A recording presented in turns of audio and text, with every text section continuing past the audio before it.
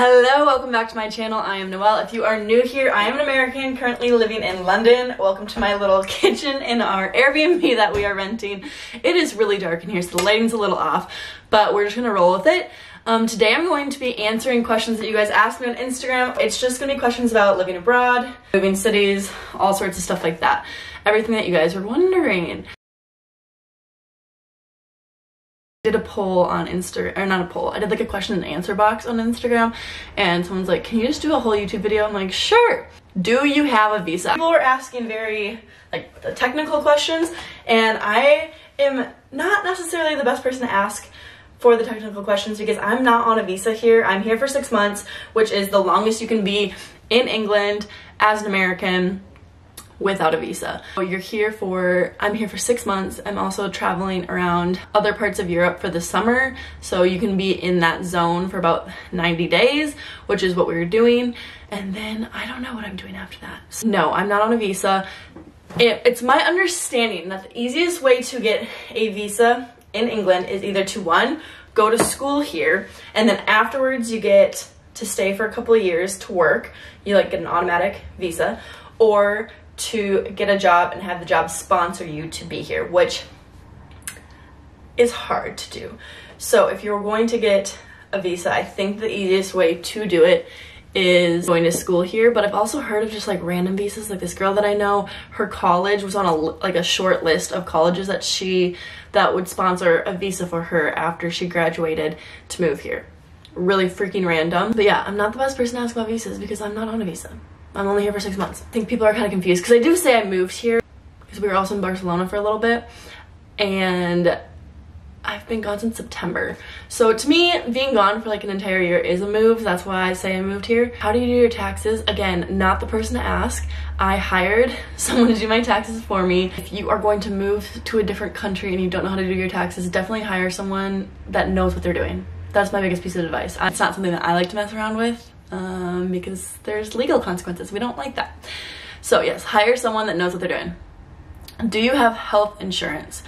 So from what I know is I can go to the emergency room and my health insurance from home will cover it, but it's going to be, again, dependent on your health insurance, and you need to check with them. If I'm in an emergency and I need to go to the emergency room, I can go to the emergency room here. If I need to go to the doctor, I just pay out of pocket. Healthcare here is a lot cheaper. Like I know I went and saw a physical therapist or a physiotherapist for a while, and I was just paying for the appointments out of pocket because it's something that I wanted to do. I didn't necessarily need to do it. And I think it was like $100 a visit, which comparatively to the United States without health insurance, that's really cheap. But again, check with your health insurance before you move over here. I think most of them will cover emergency visits. But the doctor visits here, we've been a few times and we just pay out of pocket for them. Do you feel safe on the trains in London if you use them? Yes, I use the trains in London. That's the only form of, well, that and the buses. But that's how everybody gets around here. Obviously, I don't have a car. I'm here temporarily. And even a lot of people who are here permanently still just use public transportation because it's so easy to use here. Before I get to the question of do you feel safe, type in your address to where you're going, and then on your like Google Maps or on your Apple Maps, and just click the public transportation options, and it will give you like 10 different options on how to get there and tell you exactly when the trains are taking off and everything. It's so incredibly easy to use, and it's relatively inexpensive. You just tap in, tap out with your card, with your like credit card or your Apple Pay or whatever. I've never not felt safe on the trains. There are some things that have happened that I feel like is very normal and it's kind of funny, but there was this one circumstance that I was on the train and like two people were fighting over if they kept the window open for ventilation or not, because one person was hot and one person was cold.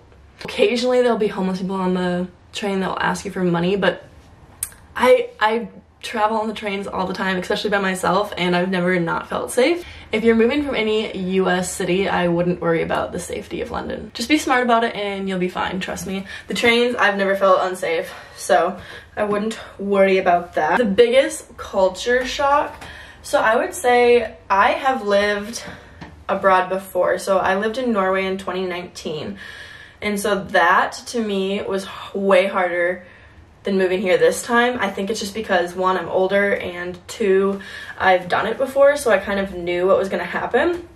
But moving to London, I don't really see a culture, like there hasn't been a culture shock to me.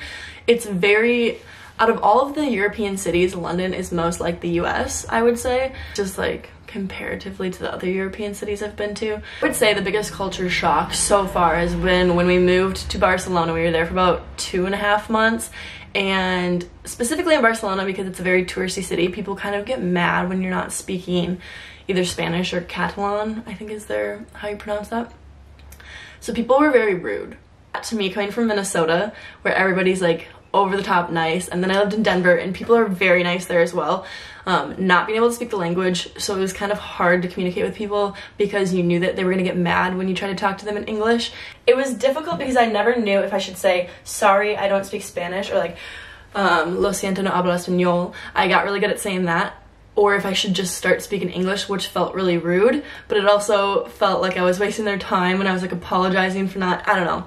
That to me was hard, not speaking Spanish and living in a Spanish country, and I think that kind of goes for any country that doesn't speak English as their first language. I think that would be the biggest culture shock, is not being able to speak their language. So, that being said, I haven't found moving to London hard at all, but going to different countries where they don't speak your language for an extended period of time, that to me is difficult. But here, I will say, we have, at this point, a lot of English friends, and we come in contact with a lot of English people, and we're chatting with them. They're honestly, I know we're all speaking English, they're hard to understand because they have different, like, just different lingo that they say, and their accents. Sometimes just things don't sound the same, and I'll sit there and be like, what did you just say? Like, I know we're both speaking English, but yeah. So basically, long story short, I would say my biggest culture shock is just language. London has pretty much everything the United States has. It's very similar to the like a big United States city. How to not stick out like a sore thumb. We were at a bar the other weekend, and it's an Americanized bar, so it's like everyone studying abroad was at this bar. And I will say, the biggest thing that I feel like makes Americans stick out when they're traveling over here is just how loud we are. Like, we speak really loud. Obviously, we have different accents so people can hear us, and we're just like loud. We have a very loud presence. And to be honest, after being over here and then hearing that, it was quite frustrating, and I get it. So I would say just like make sure you're not being over the top, obnoxious, and loud, and just like that. Whatever city you're going to, I mean, you can look up their fashion or the styles that they wear and stuff like that, so if you want to fit in that way, but it's just gonna be dependent on the city that you are in. London's a pretty fashionable city. I don't normally see people like in central London walking around in like sweatpants and stuff like that. I feel like that's less common over here than it is in the United States. I mean, obviously you can wear whatever you want, but yeah, just look up the fashion of the city that you're going to, and you can kind of style yourself based on that, and then just don't be loud as shit. That's what I would say, if you don't want to stick out like a sore thumb. Do you recommend converting dollars to pounds beforehand? No. This is a question that we get every single time someone comes and visits us, and I don't understand. Maybe I just like am the only one that doesn't use cash anymore, but are you guys really paying for things in the United States with cash all the time? That's what I want to know. Everywhere over here takes card, they take Apple Pay. Apple Pay is a huge thing over here. You will not go to a single place that doesn't take Apple Pay. I have not been to one yet.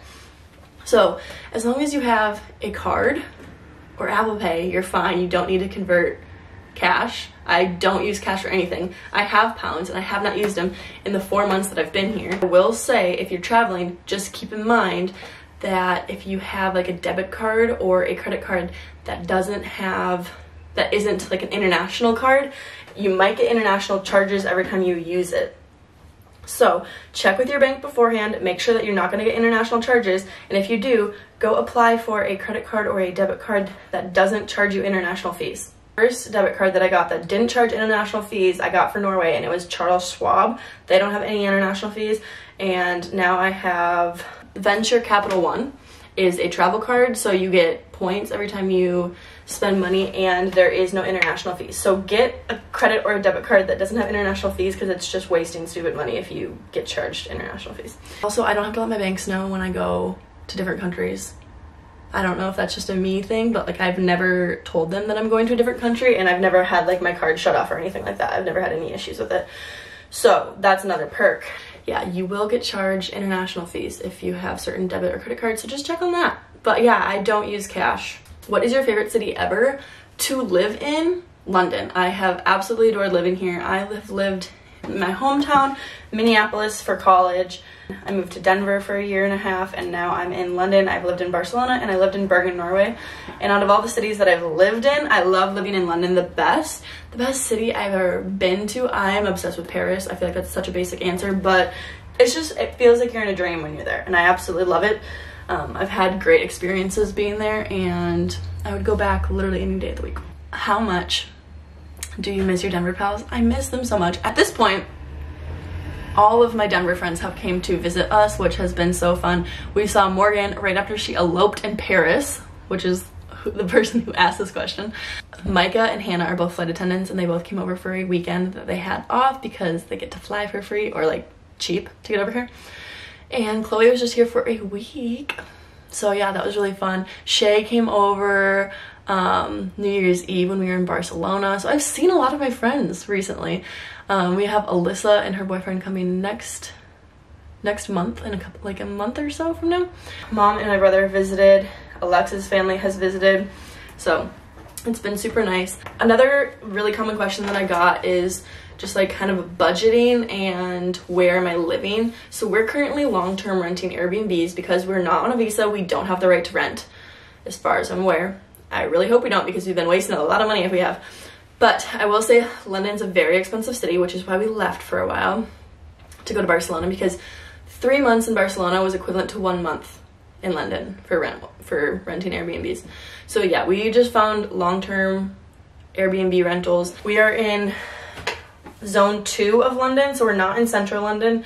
We're a little bit further out, so we're about 20 minutes tube ride into central London, which is not a big deal as long as you live near a tube station. It does not matter where you're at in London, in my opinion. The further out you go, the cheaper rent will be. It's not cheap. It's not cheap at all. I would say it's probably comparable to maybe like Chicago prices if you're renting Airbnbs. I don't know how much actual rent is. Yeah, it's comparable to like a big city in the United States, I would say. A little bit more on the expensive side. It will be cheaper if you do like a private room instead of the entire apartment. And the further out you go, the cheaper it is. So it really just depends on what kind of Airbnbs you can find.